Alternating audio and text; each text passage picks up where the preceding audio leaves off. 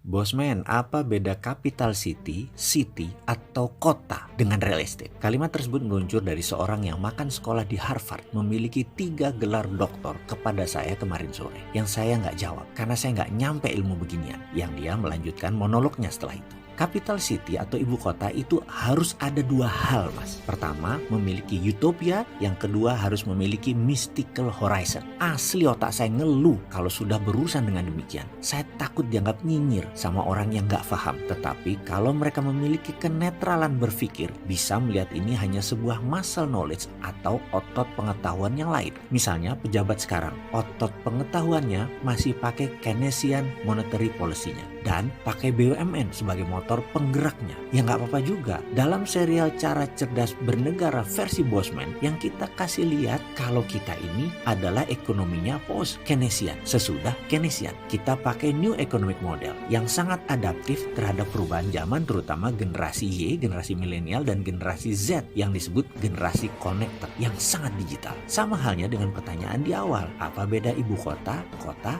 dan real estate? Kita tahu pemindahan ibu kota adalah hal biasa di banyak negara. Washington DC, Canberra di Australia, Brasilia City, Seoul, Putrajaya Malaysia, dan banyak lagi. Yang perlu diingat, mereka semua negara kontinental, daratan. Perpindahannya tidak terlalu jauh dan menempati wilayah yang memang memiliki mystical horizon. Apa itu mystical horizon atau pandangan mistik? Kita sederhanakan menjawabnya. Jakarta itu punya sejarah diusirnya Belanda oleh Valetehan dan memberi nama kotanya menjadi Jayakarta, yang kemudian sekarang menjadi Jakarta. Proklamasi kemerdekaan juga di Jakarta. Penyerahan kekuasaan Jepang yang kalah perang juga di Jakarta. Lahirnya Pancasila di Jakarta. Dan terujinya Pancasila Sakti dari ideologi komunis juga di Jakarta. Dan banyak lagi. Itu adalah rangkaian mystical horizon tentang Jakarta. Kalau mau bangun sebuah wilayah, mau jadi ibu kota, maka harus ada mystical horizonnya. Kalau tidak, hanya membangun kota seperti BSD, seperti Serpong,